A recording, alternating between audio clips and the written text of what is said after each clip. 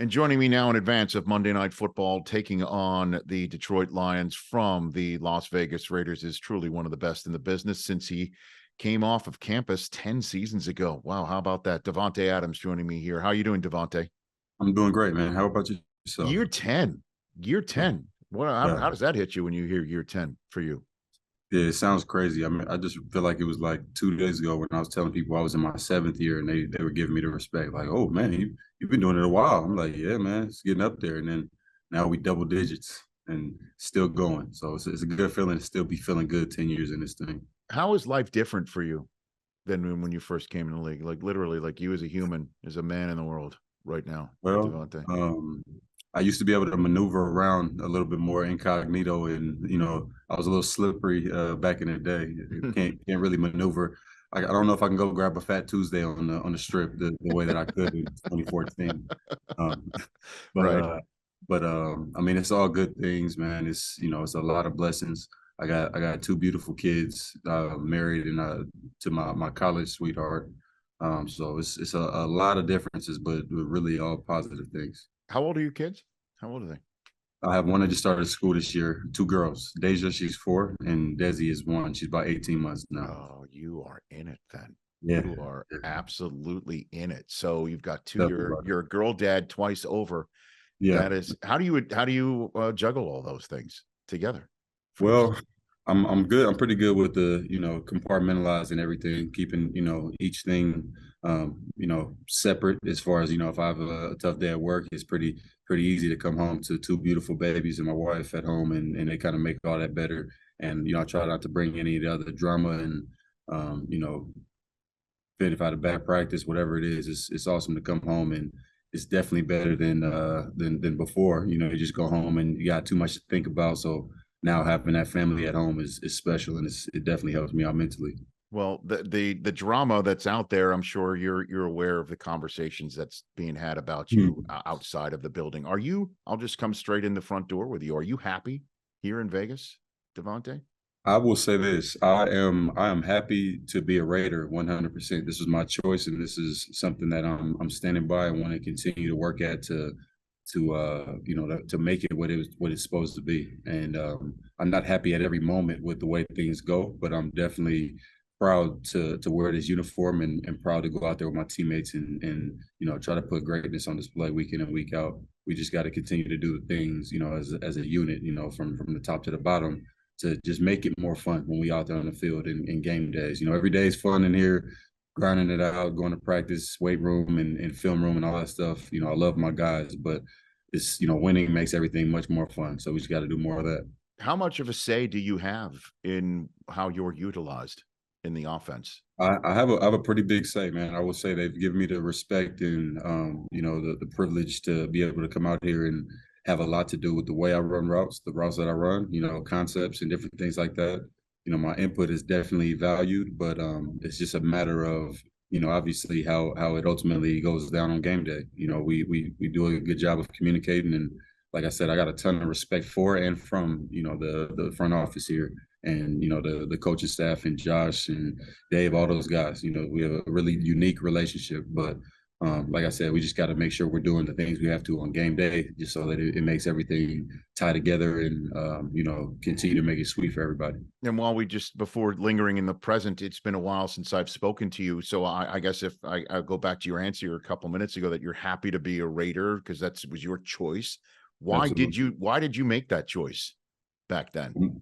I made the choice. I mean, ultimately, you and I have kind of loosely spoke about it. But for me, it was a series of things. One was just based off where I was in my career, and it was kind of a situation where you've been with the same girl, and it's just kind of the same stuff is just going on, and you thinking about proposing, but she just keeps doing something to keep you from that point, and you don't know if you're gonna go and the next girl you come across if you'll get married to her, but it's almost worth the risk to try it and give it a new shot, a fresh start with something new. So that was ultimately what it came down to me or came down to for me, with obviously Aaron being in limbo of whether or not he'd be staying in Green Bay and how much longer that'd be.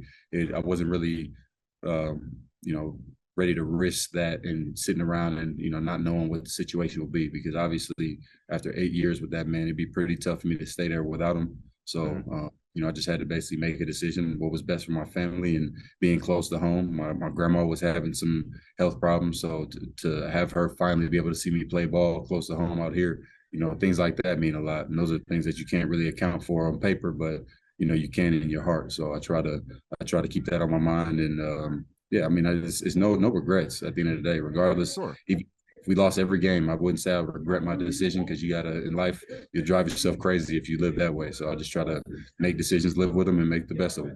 And plus, obviously, you knew the quarterback who you were coming to play with very well from your college days as well. The fact that Derek's not here right now, how does that hit you now that you're 7 games into that part of your Raiders tenure? It's definitely, I mean, I came here to play with Derek. I can't say I would have been here, if he wasn't here. That kind of put the stamp on everything for me. And like I said, it was a series of things that led to why I ended up being here and playing with my quarterback, who I, had a lot of success with in college.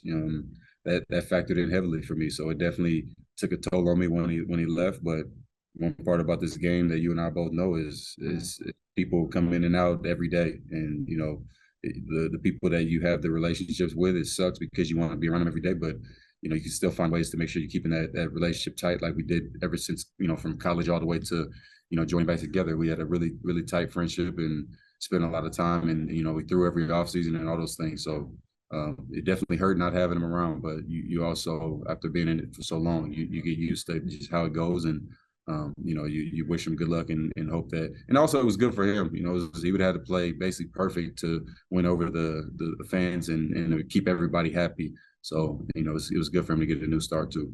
Yeah, sometimes, as you said, having what you said, 8 years of doing something one way for you in Green Bay, and obviously being in Vegas is the only time that Derek knew. So now, in the here and now, when you have a say in how you're utilized, and you are, as you say, being respected and heard by the front office and the coaching staff, what has been the disconnect for, I guess, the inconsistency? I mean, you targeted, but sometimes it seems like the targets wind up being empty when it comes to the wins and losses. How do you assess that from your perspective, Davante?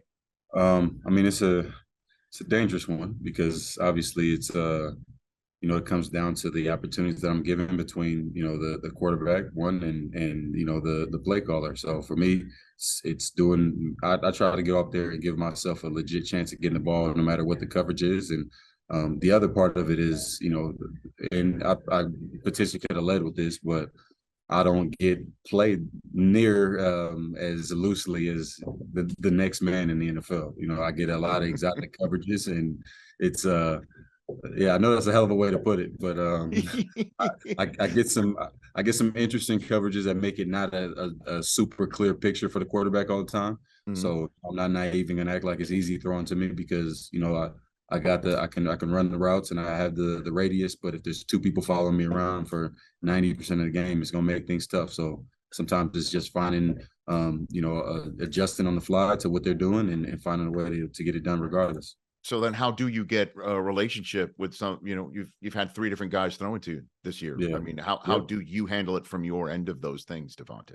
It's communication, being out there on the practice field, being available so we can talk through things. Obviously I'm not on any of the kicking units. So when we're practicing that's when, Jimmy and I, or, Aiden or Hoyer, depending on whoever's out there, we get together on one of the other fields and talk through some individual routes, what we're anticipating getting, and finding different ways to still give me the ball to have an impact on the game.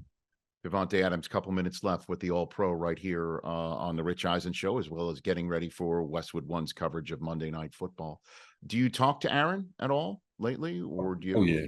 Aaron and I, we keep up, pretty consistently. I would say ever since we went from seeing each other every day and then switched it up to obviously having to play golf when we can see each other, Tahoe thing, getting together, when anytime he's out in Vegas. So ever since we haven't been teammates, I think our friendship has gotten stronger. So we definitely make strong efforts to comment on each other's games last year. You know, I was watching every Packer game. I know he was watching me out there.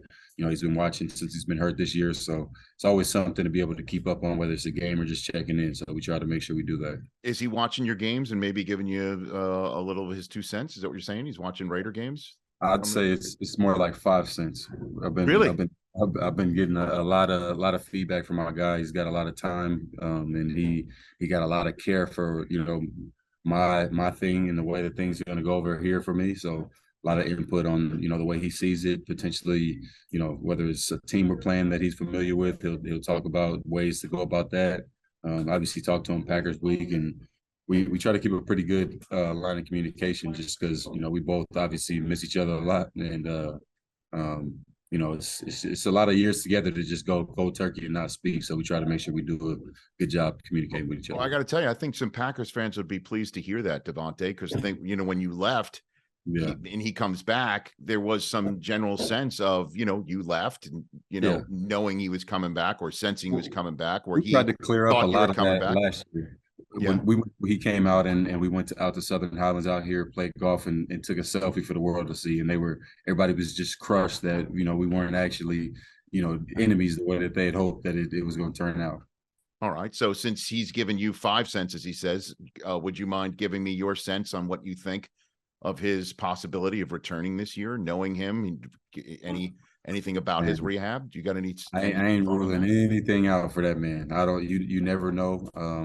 The LeBrons, Michael Jordans, Kobe Bryants, and Aaron Rodgers, Tom Brady's of the world, they get a different type of treatment out there too. So I don't know. He might have somebody he's paying $10 million a year to get that thing right. So I don't. In all seriousness, it's possible for him. You know, you see what he's out there doing. He's throwing the ball around. I know he's not running, but you know, he did just blow his Achilles out, and he's out there throwing, you know, walking around pretty easily without crutches, you know, a couple weeks after the injury. So, you know, I'm definitely excited to see him return. I know that team is definitely feeling the same way. So hopefully we can see that. Well, again, it's been great catching up with you, and one of the many reasons why I love talking to you is you're always so, you know, straightforward, and you're a pro's pro.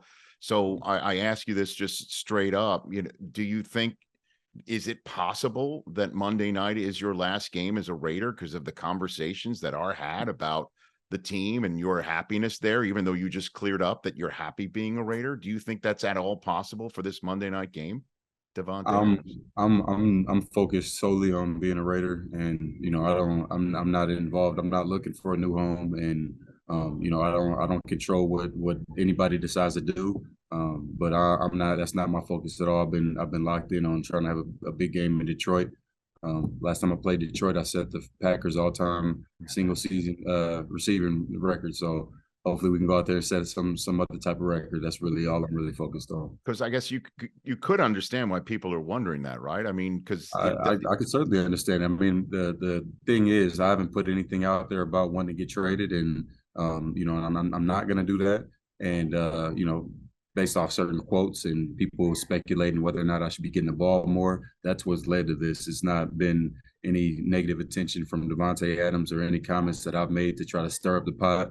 You know, I can be cryptic sometimes on Twitter, but I haven't even posted anything probably like a year on there. So, you know, I've been staying away from there. Usually it's off seasons when things are died down. I try to, you know, spice some stuff up and have fun with people every so often. But for me, it's been just focus on what I can do here. And like I said, I'm happy being a Raider. I just want to continue to try to maximize this thing to just make it all worth it. Yeah, I did see you did respond though. You did retweet a writer that covers your team. Oh yeah. You know, recently, because that was my first input on Twitter in a really long time. So, but you felt the need to do that though, right? I mean, because I did, and I don't. And the thing is with Davante Adams, and why I feel like I've continued to have success at a, you know, pretty consistent rate for years now, is that when I was a young player, I used to let what people thought and how they felt about things, whether it was me dropping a ball or something I said in the media or whatever. I used to let that factor into, you know, the way I went about my business, or, you know, it would factor in whether or not I was, you know, I would be, you know, have anxiety because people receive something wrong. I'm pretty good at articulating my message. So as long as I don't misspeak, I feel good with that. So sometimes it's frustrating that I would even have to do that, but you know, you want people to understand, like when you're going through when it's all good stuff and it's something like that, it's like, you know, seriously, I don't care. I'm not even gonna try to clean this up. but I don't want people to think I'm in here trying to cause drama. So, when I make a statement about my benchmark being greatness and not just wins and losses, I feel like it's important for people to understand where that comes from, because when you see ESPN, Instagram has a picture of me with a half of what I said or a little strip of what the actual quote was, you run into issues, because now people are like, well, he's talking about his benchmark is greatness. So if he plays great, is he okay with losing? Is that what he's saying? When it's like, just watch the interview. If you're that invested to where you care about what I said, you should watch the whole thing. So basically, that was my way of clearing that up. And I promise I won't be clearing anything else up. At this point, I'll make it clear, and we'll let them think what they want to think. Right, and I know, again, and I appreciate the time you've given me. I understood why you retweeted, because the reporter said for you to get the ball and be great, that's the way your offense can work at its highest level, and that's Correct. why you retweeted that. My opinion, though, what just seeing and hearing you saying these things makes it feel that maybe you're not being heard enough in the system, or the way that you're being used, which is why it's the first question I asked you here today. Yeah.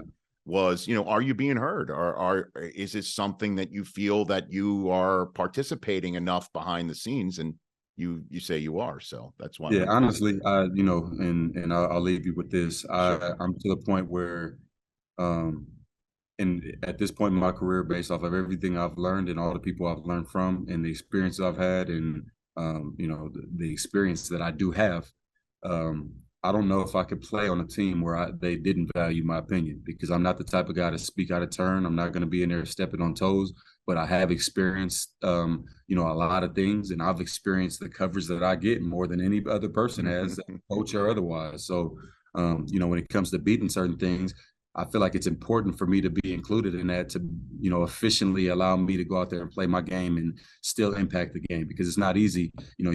Football, better than 99% of the world. But if I told you to come in here and try to get me the ball versus 77 coverage, it'd be pretty tough for you to come in and do that. You'd have to spend quite a good amount of time doing that. I want to go back to my host chair, sir. Don't, no. I'm going to stay in my lane. I appreciate watching you and yours. And I appreciate the time here, Davante. Good luck Monday night. Thank you, boss. Good talking to you. Right back at you. That's Davante Adams of the Las Vegas Raiders right here. Catch the Rich Eisen Show every single day on the Roku channel, 12 to 3 Eastern, for free.